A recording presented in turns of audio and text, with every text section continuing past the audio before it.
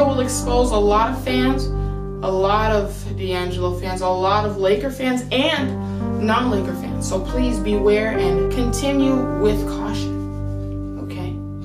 I warned you. I know people don't want to talk about this. We want to act like it never happened. Oh, but I'm bringing it up because I'm not scared to talk about anything on this channel, okay? So let's get into it.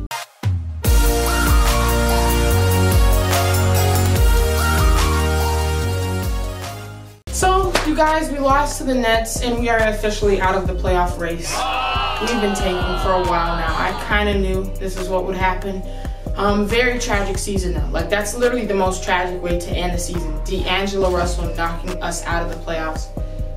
It's just not a good look, you know, especially for the GOAT, but that's another story. And usually I don't even watch the games. Like, I've kind of been done with Laker games recently just because it's like painful to watch. My eyes have been bleeding. It's like a whole thing. But I wanted to see the vibe that D'Angelo would bring to the game, because I was like, look, if he comes in there cocky, I'm matching energies all 2019. So if he comes in there cocky, I'm gonna come into the video cocky. If he comes to the game and he destroys us, I was gonna come in here real salty and sad and just torn up. I probably would have cried on camera. And he did do well. Okay, he scored 21 points. He had 15 assists, which was amazing. But at the same time, like, he didn't dominate us like I thought he would. Like, I thought he was gonna try to go off. And so I was like, okay, I'm ready for you. Like, I can come into this video with that same energy.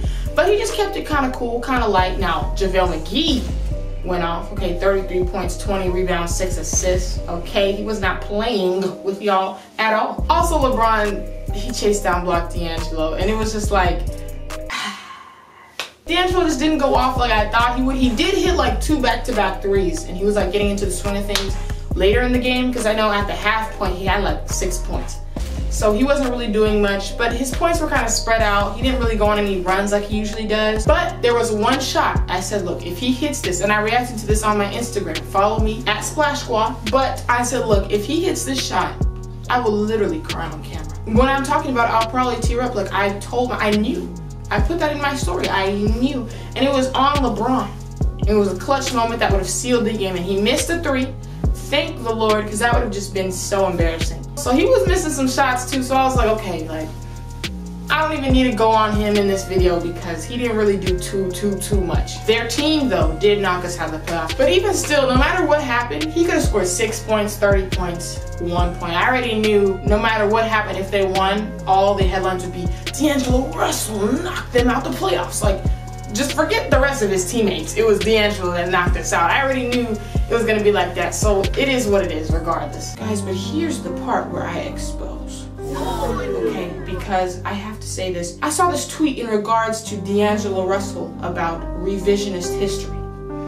And I thought I knew exactly what it meant until I looked it up and I found out it was some podcast or something, some podcast title. So I don't know what that's about, but hear me out, hear me out. I think the other term for it is like history revisionism. I really don't know, guys, but let's keep it intense. Here is the problem, okay? A lot of people, when you are reviewing history, what happened in the past, that's the definition of history. Some people will sit there and bring their current knowledge and what they know now back with them when they are revisiting what happened in the past. And sometimes they like to alter their opinion and alter what actually happened in light of what they know now. Are you with me? So with Dangelo Russell, a lot of people like to sit here now and they like to say, well, this was a terrible decision for Magic, and Magic did it horrible, and the Lakers just, we really, look, you should have never traded him. Hold on. Wait a minute, beep, beep, back up. First of all, let me say this real quick. I made a video about Dangelo Russell. I researched and turns out I was completely wrong. I was off. Oh yes, it was Magic's fault. I don't know why I gave Magic that much credit, like he did something good for once. Like I was completely off, completely wrong. It was very tragic to watch back. Magic. We definitely took the L in that trade. However, the people that want to act and say that now, a lot of people under that video commenting, you guys should have never traded him, that was an L, yada yada. Guys, I can't take you serious, and here's the reason why. When the trade went down, I, myself, Caitlin Watson, yes, me, I watched as analysts across the country said that Dangelo was a snitch. Dangelo was locker room cancer. D'Angelo would never be accepted to any locker room again. Now, this wasn't just analysts and people on YouTube or just Twitter, but it was also ex-NBA players themselves. Oh. And everybody was on that wave, you know? And I specifically remember a certain show saying that it's time for the Lakers to move on from D'Angelo because they pulled up his stats and said he hasn't really been improving. He's not averaging enough to be like the next franchise guy. So they don't mind them moving on from D'Angelo after this whole snitching situation happened. Now, here's what's interesting to me. I didn't hear not one of you make a little bo peep about it. No. You guys were on the snitch train as well. You guys were calling him snitch, as was I. Oh yes, I made a whole video. That's really what jump-started my channel, really. On the low. That got a lot of views back then. It was a very embarrassing video. But we were all on that same wavelength. Nobody wanted him in the locker room. People were saying, I don't want him traded to my team. I don't want him in my locker room. Did you think I forgot? No. And I'm proud to say, you can look back at the video when D'Angelo was traded and I analyzed it and I said, who do I think won? I said myself that, I don't know, we'll have to see. A lot of people were kind of glad about the trade. They wanted him gone. They were like, he's stagnant. He hasn't been doing much anyways. And now with the whole snitch thing, he threw the chemistry off. So it's like, right now you need to make a decision. Do we go a different direction, get this whole chemistry nightmare out of the way, or do we stick with him and just hope he produces more all of a sudden? And for me, when he was traded, I said, I don't know, we'll have to see how this trade plays out. We will have to see, because I just didn't know. I was not on one side or the other. A lot of you were on this side of the issue where you were like, no, it's time for him to go. And now, all of a sudden, he's doing well, and it's, we should have kept him. We should have never traded him. This was our biggest mistake. I knew we should have never traded him. You guys are such a bad franchise. But weren't y'all the ones saying that you wouldn't want him in your locker room? Weren't you the ones saying he was a snitch? Exactly. That's called that revisionist history. You try to act like that's what happened in the past. You try to act like you felt like this the whole way. No, we're all surprised by his breakout year. Don't try to act like you've been new. Don't try to act like the Lakers should have done this, should have. We didn't know. Clearly. And that locker room cancer and that locker room chemistry was very real at the moment. It was also very real that he wasn't doing as well. Obviously, he's 23 years old now, okay? He's 23. Obviously, he's gonna get better with time. But a lot of you didn't want to be patient. And that's another thing, okay? Y'all wanted to jump on me. Who has, if you're an OG of the channel, first of all, I applaud you. Thank you very much. Who was the one that's been on this keep the young core wave since day one? Me. I was the only one that wanted to keep the young core. Y'all, every time a free agent was coming through, every time a trade rumor came through, y'all were offering players left and right. Yes, it is exposing time. Once again, go back to my old videos if you don't believe me. I even remember off tops when Kawhi came through. That whole Kawhi trade rumor. And we were like, who should we trade for Kawhi? And yada yada. I said, I don't want to trade anybody. I want to keep my young core. I've always kind of wanted to keep them and see what happens. Because when I see that potential, I want to let it grow. I want to let it cultivate. And we need to see how that goes. A lot of people aren't patient enough. And then when people go away and they get older, which obviously you have more summers to train, you have more experience, you're probably going to get better.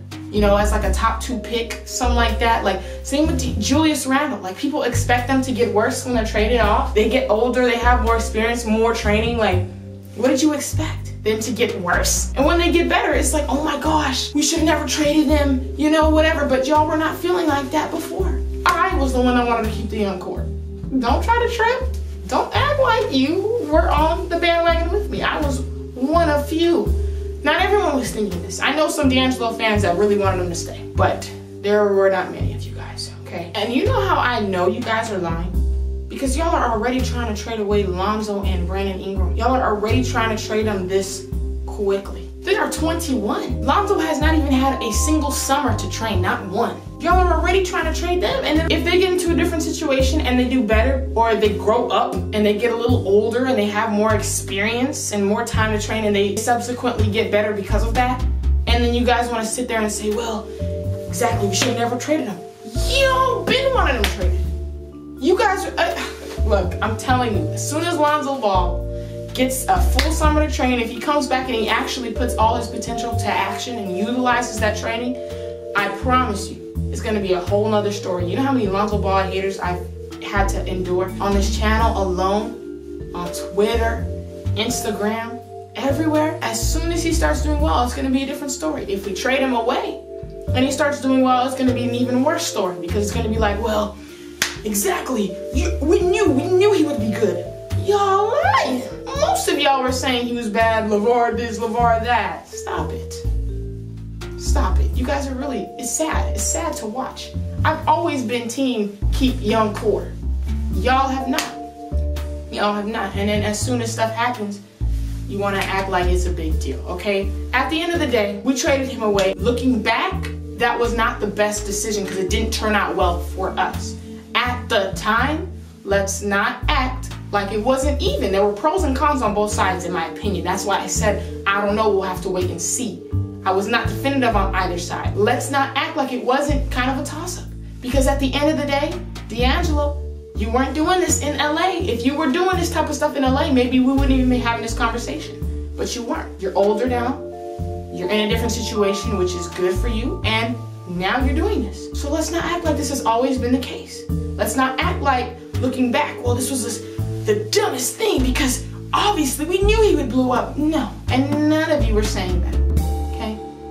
I exposed a lot of people today. I feel a little bit bad simply because, you know, you guys try to expose me on that video. However, oh no, I've been new, but I wanted to keep my mouth shut, but now I have to say it because a lot of you guys are acting like this never happened, and so I had to expose you. I'm very sorry.